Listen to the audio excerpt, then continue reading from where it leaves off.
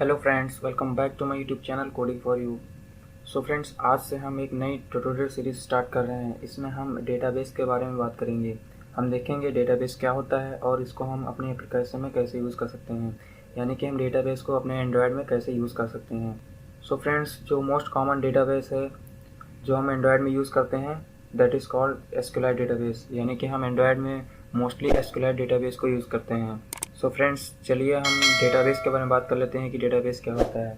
So friends, सबसे पहले हम डेटाबेस के बारे में बात कर लेते हैं कि डेटाबेस क्या होता है। So database is a organize collection of data. It means database में हम डेटा को स्टोर करते हैं, यानी कि अगर हमें लार्ज अमाउंट ऑफ डेटा को स्टोर करना है तो हम डेटाबेस का यूज़ करते हैं।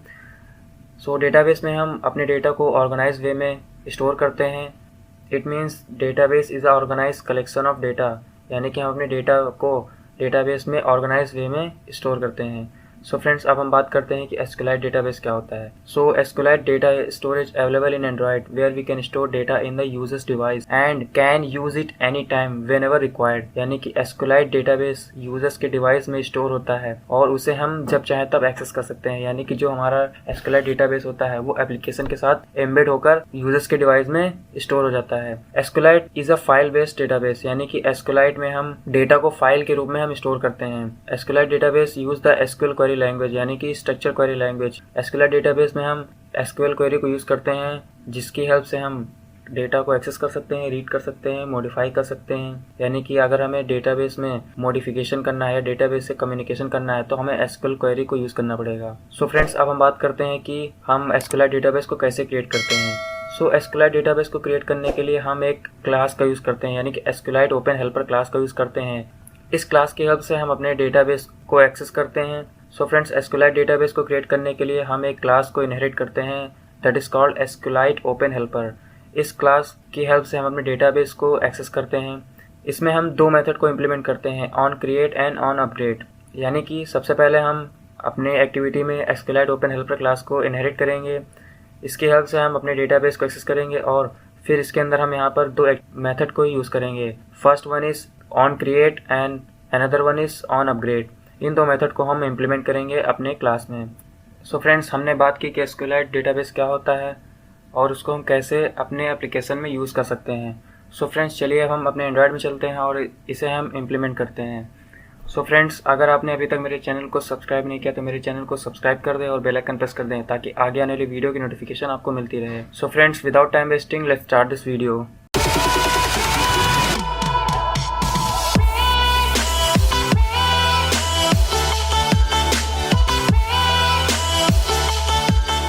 सो फ्रेंड्स, हम एंड्रॉयड में आ चुके हैं। अब हम यहाँ पर एक नई एक्टिविटी क्रिएट करते हैं। सो फ्रेंड्स, हम यहाँ पर एक नई एक्टिविटी क्रिएट कर लेते हैं, new activity and empty activity.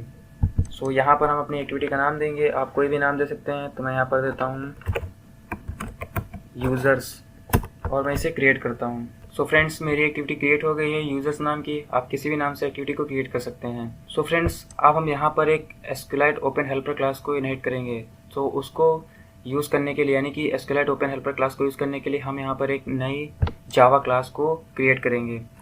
सो हम यहाँ पर राइट क्लिक करते हैं, न्यू जावा क्लास। सो अब हम यहाँ पर अपनी क्लास का नाम देंगे, आप कोई भी नाम दे सकते हैं। मैं यहाँ पर देता हूँ माई हेल्पर। अब मैं इसे क्रिएट करता हूँ। सो फ्रेंड्स, ये मेरी क्लास क्रिएट हो गई है। अब हम यहाँ पर सबसे पहले एसक्यूएलआइट ओपन हेल्पर क्लास को इनहेरिट करेंगे। तो सबसे पहले हम यहाँ पर उसे इनहेरिट कर लेते हैं। तो आपको इनहेरिट करने के लिए यहाँ पर आपको टाइप करना है एक्सटेंड्स। सो अब हम यहाँ पर एसक्यूएलआइट ओपन हेल्पर क्लास को इनहेरिट करेंगे। तो उसके लिए यहाँ पर आपको टाइप करना है एसक्यूएलआइट ओपन हेल्पर। इसे मैंने इनहेरिट कर लिया है एसक्यूएलआइट ओपन हेल्पर क्लास को। अब हम यहाँ पर देखिए आपको एरर दे रहा है। सो इसको सॉल्व करने के लिए यहाँ पर आपको रेड बल्ब पर क्लिक करना है और यहाँ पर देखिए इम्प्लीमेंट मेथड, इस पर आपको क्लिक करना है और इन मेथड्स को इम्प्लीमेंट कर लेना है। सो देखिए यहाँ पर हमने ऑन क्रिएट और ऑन अपग्रेड मेथड को इम्प्लीमेंट कर लिया है। सो देखिए ये अभी भी एरर दे रहा है। तो चलिए हम यहाँ पर एच ओवर करते हैं। सो देखिए यहाँ पर क्या लिखा है, there is no default constructor available in SQLite open helper class, यानी कि जो हमारी सुपर क्लास है एसक्यूएलआइट ओपन हेल्पर, इसमें हमारा डिफ़ॉल्ट कंस्ट्रक्टर को इनहेरिट करना पड़ेगा। सो उसको हम इनहेरिट कर लेते हैं। तो इसको इनहेरिट करने के लिए यहाँ पर देखिए रेड बल्ब पर क्लिक करिए, क्रिएट कंस्ट्रक्टर, और इसे यहाँ पर आप इम्प्लीमेंट कर लीजिए। तो देखिए हमारा कंस्ट्रक्टर क्रिएट हो गया है। सो यहाँ मैंने अपनी सुपर क्लास का कंस्ट्रक्टर क्रिएट कर लिया है, यानी कि एसक्यूएलाइट ओपन हेल्पर क्लास का कंस्ट्रक्टर क्रिएट कर लिया है। सो कंस्ट्रक्टर क्रिएट हो गया है। सो जो एक्स्ट्रा पार्ट है इसे हम यहाँ से रिमूव कर देते हैं। सो देखिए ये जो सुपर क्लास का कंस्ट्रक्टर है इसमें हमें 4 आर्गूमेंट पास करने पड़ेंगे। सबसे पहला आर्गूमेंट कॉन्टेक्स्ट पास करना पड़ेगा, फिर उसके बाद हमारा जो डेटाबेस का नाम है वो पास करना पड़ेगा, फिर तीसरा है हमारा जो फैक्ट्री इसे पास करना पड़ेगा, और चौथा वर्जन डेटाबेस का वर्जन पास करना पड़ेगा। तो चलिए हम सबसे पहले इन वेरिएबल्स को क्रिएट कर लेते हैं। तो प्राइवेट स्टैटिक फाइनल कीवर्ड हम यूज़ करते हैं कांस्टेंट क्रिएट करने के लिए, यानी कि अगर हमें कांस्टेंट वेरिएबल्स को क्रिएट करना है तो हम फाइनल कीवर्ड का यूज़ करते हैं। सो हम सबसे पहले डेटाबेस का नाम लेंगे जो स्ट्रिंग में होगा, तो यहाँ पर हम टाइप करते हैं string db name equals to, यहाँ पर हम डेटाबेस का नाम देते हैं। सो मैं अपनी डेटाबेस का नाम देता हूँ यूज़र्स। उसके बाद हम यहाँ पर वर्जन देंगे, यानी कि डेटाबेस का वर्जन देंगे। तो यहाँ पर आपको फिर से टाइप करना है प्राइवेट स्टैटिक फाइनल, और जो हमारा डेटाबेस का वर्जन होगा वो इंटीजर में होगा, तो यहाँ पर आपको टाइप करना है nt। अब यहाँ पर आपको वर्जन देना है इक्वल्स टू, मैं यहाँ पर देता हूँ 1। आप कोई भी वर्जन दे सकते हैं, 1 2 3 कोई भी वर्जन दे सकते हैं। सो अब हम इन वेरिएबल को यहाँ पर पास कर देते हैं। तो सबसे पहले नेम की जगह पे हम डेटाबेस का नाम पास करते हैं db नेम। फैक्ट्री में हम यहाँ पर अभी के लिए हम नल पास कर देते हैं, इसको हम आगे और देखेंगे। वर्जन की जगह पे हम वर्जन पास कर देते हैं। सो हमने डेटाबेस को क्रिएट कर लिया है। तो चलिए अब हम ऑन क्रिएट मेथड में चलते हैं। जब ऑन क्रिएट मेथड जो होता है वो सबसे पहले रन होता है, यानी कि जब हमारा डेटाबेस क्रिएट होगा उसके बाद हमारा जो ऑन क्रिएट मेथड क्रिएट होगा, यानी कि सबसे पहले जब हमारा डेटाबेस फर्स्ट टाइम क्रिएट होगा उसके बाद ये हम ऑन क्रिएट मेथड रन करेगा। इसमें हम अपने टेबल को क्रिएट करेंगे, यानी कि इस ऑन क्रिएट मेथड के अंदर हम अपने टेबल्स को क्रिएट करते हैं, यानी कि ऑन क्रिएट मेथड के अंदर ही हम सारे लॉजिक्स को इम्प्लीमेंट करते हैं, यानी कि क्रिएट, इंसर्ट, अपडेट, डिलीट, इसी के अंदर हम अपने सारे मेथड्स को इम्प्लीमेंट करते हैं। तो सबसे पहले हम यहाँ पर एक टेबल को क्रिएट कर लेते हैं। सो डेटाबेस से कम्युनिकेशन करने के लिए हम यहाँ पर एक स्टैंडर्ड एसक्यूएल लैंग्वेज का यूज़ करते हैं, यानी कि स्ट्रक्चर क्वेरी लैंग्वेज का यूज़ करेंगे, जिसकी हेल्प से हम कमांड लिखेंगे और डेटाबेस से कमांड को एग्जीक्यूट कराएंगे। सो अब हम यहाँ पर क्वेरी लिखेंगे। तो क्वेरी लिखने के लिए यहाँ पर आपको एक स्ट्रिंग वेरिएबल लेना है। सपोज़ मैं क्वेरी नाम का एक वेरिएबल ले लेता हूँ। उसके बाद यहाँ पर आपको क्वेरी लिखनी है। तो मुझे यहाँ पर टेबल को क्रिएट करना है, तो मुझे यहाँ पर टेबल क्रिएट करने के लिए एसक्यूएल क्वेरी लिखनी पड़ेगी। सो फ्रेंड्स, ये हमारी टेबल है जो हम क्रिएट करने वाले हैं, यानी कि ये एसक्यूएल क्वेरी है जिसकी हेल्प से हम अपने टेबल को क्रिएट करते हैं। सो यहाँ देखिए क्रिएट टेबल स्टूडेंट, यानी कि स्टूडेंट नाम की टेबल है जिसमें हमने आईडी को इंटीजर लिया है एज अ प्राइमरी की, और ये ऑटो इंक्रीमेंट है। ऑटो इंक्रीमेंट क्या होता है कि जब भी डेटा टेबल में इंसर्ट होगा उसकी जो की होगी, यानी कि जो हमारा सीक्वेंस होगा वो ऑटोमेटिकली इंक्रीज हो जाएगा। उसके बाद हमने यहाँ पर नेम लिया है। नेम हमारा क्या होगा, टेक्स्ट होगा, क्योंकि इसमें हम स्ट्रिंग को स्टोर करेंगे। फिर हमारी जो ब्रांच होगी उसको भी मैंने यहाँ पर टेक्स्ट लिया है, क्योंकि जो हमारी ब्रांच होती है वो भी स्ट्रिंग में है। उसके बाद मैंने यहाँ पर सब्जेक्ट को भी टेक्स्ट लिया है, यानी कि इसमें सबसे पहले हम स्टूडेंट नाम की टेबल क्रिएट करेंगे। इसमें हमारी आईडी जो होगी वो इंटीजर होगी एज अ प्राइमरी की। उसके बाद हम यहाँ पर एक नेम कॉलम लेंगे, फिर हम ब्रांच का कॉलम लेंगे, फिर एक सब्जेक्ट का कॉलम लेंगे। सो चलिए हम इसे एंड्रॉयड में क्रिएट करते हैं। सो यहाँ पर हम टाइप करते हैं क्रिएट टेबल। अब यहाँ पर आपको टेबल का नाम देना है, तो मैं यहाँ पर नाम देता हूँ स्टूडेंट। उसके बाद यहाँ पर आपको 2 पैरेंथेसिस लगाने हैं। अब यहाँ पर आपको सबसे पहला आपको प्राइमरी की देनी है। प्राइमरी की क्या होती है, प्राइमरी की हेल्प से हम किसी भी डेटा को, यानी टेबल में किसी भी डेटा को हम यूनिकली आइडेंटिफाई करते हैं। फॉर एग्जांपल अगर हम क्लास के बारे में बात करें तो क्लास में क्या होता है कि हर एक स्टूडेंट को एक यूनिकली आइडेंटिफाई करने के लिए रोल नंबर अलाउड होता है, जिसकी हेल्प से, यानी उस रोल नंबर की हेल्प से हम किसी भी स्टूडेंट को यूनिकली आइडेंटिफाई कर सकते हैं। उसी तरह से टेबल में भी एक प्राइमरी की को यूज़ करना ज़रूरी है, जिसकी हेल्प से हम किसी भी डेटा को यूनिकली आइडेंटिफाई कर सकते हैं। सो फ्रेंड्स, यहाँ पर हम आईडी नाम का एक कॉलम बनाते हैं जिसे हम इंटीजर देंगे, इसको हम प्राइमरी की देंगे, प्राइमरी की, और ये हमारी क्या रहेगी, ऑटो इंक्रीमेंट। अब मुझे यहाँ पर स्टूडेंट के नेम को स्टोर करना है, तो उसके लिए मैं यहाँ पर एक नेम नाम का कॉलम ले लेता हूँ, नेम। ये हमारा क्या रहेगा, टेक्स्ट रहेगा, टेक्स्ट। उसके बाद हम यहाँ पर ब्रांच लेंगे, तो यहाँ पर मैं एक ब्रांच नाम का एक कॉलम ले लेता हूँ, ये भी हमारा टेक्स्ट रहेगा। उसके बाद हम यहाँ पर एक सब्जेक्ट नाम का कॉलम लेंगे, ये भी हमारा टेक्स्ट रहेगा। सो हमने क्वेरी को लिख लिया है। यानी कि इस क्वेरी की हेल्प से हमारी टेबल क्रिएट होगी। अब इस क्वेरी को एग्जीक्यूट करना है, तो क्वेरी को एग्जीक्यूट करने के लिए यहाँ पर देखिए डेटाबेस का जो रेफरेंस वेरिएबल है, यानी जो हमारा डेटाबेस है उसका db नाम का एक रेफरेंस वेरिएबल क्रिएट हो गया है। सो इसी रेफरेंस वेरिएबल के हेल्प से हम इस क्वेरी को अपने डेटाबेस में एग्जीक्यूट करेंगे। सो यहाँ पर आपको टाइप करना है db.execute.sql और यहाँ पर आपको SQL का नाम पास करना है जो अभी आपने क्रिएट किया है। तो मैंने यहाँ पर क्वेरी नाम की SQL को क्रिएट किया है, तो इसे मैं यहाँ पर पास कर देता हूँ। सो फ्रेंड्स, हमने टेबल को क्रिएट कर लिया है। सो सबसे पहले मैंने यहाँ पर एक स्ट्रिंग नाम की क्वेरी लिया है, इसमें मैंने एक स्टूडेंट नाम की टेबल को क्रिएट किया है। इसमें मैंने सबसे पहला आर्गुमेंट ID ली है जिसको मैंने प्राइमरी की यूज़ किया है, कॉलम को यूज़ किया है, फिर हमने ब्रांच कॉलम को यूज़ किया है, फिर हमने यहाँ पर सब्जेक्ट कॉलम को यूज़ किया है। यानी कि हमारी एक टेबल रहेगी, उसमें हमारा 4 कॉलम रहेंगे, ID, name, branch and subject. So friends, चलिए अब हम इससे देखते हैं कि इस डेटाबेस को हम अपनी एप्लीकेशन में यानी कि अपनी एक्टिविटी में कैसे एक्सेस करते हैं। तो चलिए अब हम यूज़र्स नाम की जावा फाइल में चलते हैं और यहाँ पर हम उस डेटाबेस को एक्सेस करते हैं। तो सबसे पहले हम यहाँ पर हमने जो माई हेल्पर एसक्यूएलआइट डेटाबेस की जो क्लास क्रिएट की है उसका हम यहाँ पर एक ऑब्जेक्ट बना लेते हैं। तो सबसे पहले यहाँ पर आपको टाइप करना है माई हेल्पर। अब आपको यहाँ पर नाम देना है, आप कोई भी नाम दे सकते हैं। तो मैं देता हूँ helper equals to new my helper.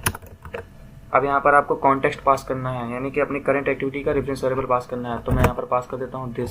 अब मुझे डेटाबेस को एक्सेस करना है, तो अब हम एसक्यूएलआइट डेटाबेस को एक्सेस करते हैं। तो उसको एक्सेस करने के लिए यहाँ पर आपको टाइप करना है एसक्यूएलआइट डेटाबेस। अब यहाँ पर आपको वेरिएबल का नाम देना है इक्वल्स टू। अब यहाँ पर आपको हेल्पर क्लास की हेल्प से डेटाबेस को एक्सेस करना है। तो यहाँ पर आपको टाइप करना है हेल्पर डॉट गेट। यहाँ पर आप देखिए 2 मेथड के नाम आपको दिख रहे हैं, get readable database, get writable database. So इन दोनों मेथड की हेल्प से हम डेटाबेस को एक्सेस करते हैं। यानी कि गेट रीडेबल डेटाबेस में क्या होता है, अगर हमें डेटाबेस से डेटा को सिर्फ रीड करना है तो हम गेट रीडेबल डेटाबेस को यूज़ करेंगे। अगर हमें डेटाबेस में इंसर्ट करना है, अपडेट करना है, डिलीट करना है तो हम यहाँ पर गेट राइटेबल डेटाबेस को भी यूज़ करेंगे।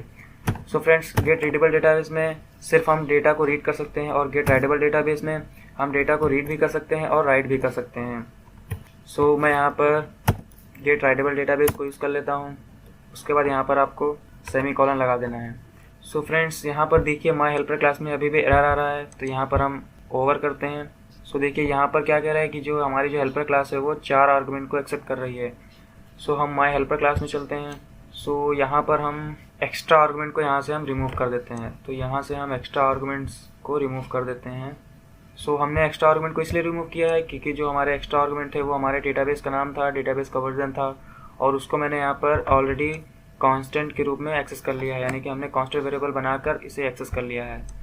सो फ्रेंड्स, देखिए ये एरर हमारी रिजॉल्व हो गई है। सो इस तरह से हम डेटाबेस को क्रिएट करते हैं। तो चलिए एक ओवरव्यू देख लेते हैं कि हमने क्या किया है। सबसे पहले मैंने यहाँ पर एक यूज़र्स नाम की एक्टिविटी को क्रिएट किया है। फिर मैंने यहाँ पर एक जावा क्लास को क्रिएट किया है एसक्यूएलआइट ओपन हेल्पर के यूज़ के लिए। सो मैंने यहाँ पर एक जावा क्लास को क्रिएट किया है। इसमें मैंने सबसे पहले मैंने एसक्यूएलआइट ओपन हेल्पर क्लास को इनहेरिट कर लिया है।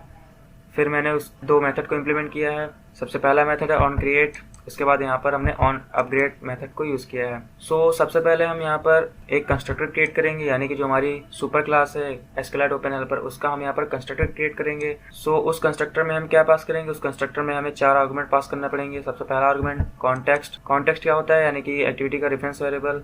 तो सबसे पहले हम यहाँ पर कॉन्टेक्स्ट पास करेंगे। फिर उसके बाद हम यहाँ पर सेकेंड आर्गुमेंट अपने डेटाबेस का नाम पास करेंगे। फिर यहाँ पर आपको थर्ड आर्गुमेंट आपको फैक्ट्री देनी है। सो अभी के लिए हमें डिफ़ॉल्ट कॉन्फ़िगरेशन को यूज़ करना है, यानी कि जो डेटाबेस की डिफ़ॉल्ट कॉन्फ़िगरेशन होती है उसे यूज़ करना है। तो उसके लिए मैंने यहाँ पर फैक्ट्री को नल कर दिया है। उसके बाद यहाँ पर आपको 4th आर्गुमेंट देना है डेटाबेस का वर्जन। आप कोई भी वर्जन दे सकते हैं, 1 2 3 आप कोई भी वर्जन दे सकते हैं। सो उसके बाद हम यहाँ पर ऑन क्रिएट मेथड में आते हैं, यानी कि सबसे पहला हमारा ऑन क्रिएट मेथड रन होता है। तो इसमें हम टेबल को क्रिएट करेंगे। तो टेबल को क्रिएट करने के लिए हमने यहाँ पर एक क्वेरी लिखी है, SQL query create table student, यानी स्टूडेंट नाम से हमने टेबल को क्रिएट किया है। इसमें मैंने एक आईडी ली है प्राइमरी की। उसके बाद मैंने यहाँ पर एक नेम कॉलम को क्रिएट किया है। फिर हमने यहाँ पर एक ब्रांच कॉलम को क्रिएट किया है। फिर हमने यहाँ पर एक सब्जेक्ट कॉलम को क्रिएट किया है। उसके बाद मैंने db.execute इस क्वेरी को एग्जीक्यूट कर दिया है। db हमारा जो डेटाबेस का रेफरेंस वेरिएबल है वो है जो यहाँ से आपको पास होगा। सो अब हम इस एक्टिविटी में एक्सेस करेंगे, यानी कि इस डेटाबेस को एक्टिविटी में एक्सेस करेंगे। तो हम जावा फाइल में चलते हैं। यहाँ पर हम सबसे पहले माई हेल्पर क्लास का ऑब्जेक्ट बना लेंगे। उसके बाद हम यहाँ पर डेटाबेस को एक्सेस करेंगे। तो यहाँ पर आपको टाइप करना है एसक्यूएलआइट डेटाबेस, इसका एक वेरिएबल बनाना है। उसके बाद हमें इस एसक्यूएलआइट हेल्पर क्लास की, यानी जो हमने माई हेल्पर क्लास को क्रिएट किया है, इसकी हेल्प से हमें डेटाबेस को एक्सेस करना है। तो यहाँ पर आपको टाइप करना है हेल्पर डॉट गेट रीडेबल और गेट राइडेबल। आप दोनों में से किसी मेथड को यूज़ कर सकते हैं। अगर आपको रीड करना है यानी कि डेटाबेस से डेटा को रीड करना है तो आप यहाँ पर गेट रीडेबल डेटा को यूज़ करिए। अगर आपको डेटाबेस में राइट करना है तो आप गेट राइडेबल डेटाबेस को यूज़ करिए। सो फ्रेंड्स, जब हमारी एक्टिविटी रन होगी तो जो ये एक्सक्यूलाइट ओपन हेल्पर क्लास है ये चेक करेगा कि जो ये हमारा यूजर्स नाम की जो डेटाबेस है वो एग्जिस्ट है या नहीं। यानी कि अगर ये यूजर्स नाम की जो डेटाबेस है वो ऑलरेडी एग्जिस्ट है तो उसमें टेबल क्रिएट कर देगा। अगर ये यूजर्स नाम की डेटाबेस एग्जिस्ट नहीं करती है तो उसे क्रिएट करेगा, उसके बाद एक टेबल क्रिएट करेगा यानी कि यूजर्स नाम की डेटाबेस में स्टूडेंट नाम की टेबल को क्रिएट कर देगा। सो फ्रेंड्स, इस तरह से हम एसक्यूएलआइट डेटाबेस को क्रिएट करते हैं और अपने एप्लीकेशन में यूज़ करते हैं। सो फ्रेंड्स, आज की इस वीडियो में हमने देखा कि एसक्यूएलआइट डेटाबेस को हम कैसे क्रिएट करते हैं और कैसे उसको हम अपनी एक्टिविटी में एक्सेस करते हैं। सो नेक्स्ट वीडियो में हम देखेंगे कि एसक्यूएलआइट डेटाबेस में जो टेबल होती है उसमें हम डेटा को कैसे इंसर्ट कर सकते हैं। सो फ्रेंड्स, आज की इस वीडियो में इतना ही। और फ्रेंड्स, अगर आपने अभी तक मेरे चैनल को सब्सक्राइब नहीं किया तो मेरे चैनल को सब्सक्राइब कर दें और बेल आइकन प्रेस कर दें ताकि आगे वाली वीडियो की नोटिफिकेशन आपको मिलती रहे। सो फ्रेंड्स, मिलते हैं नेक्स्ट वीडियो में and I will see you in next time.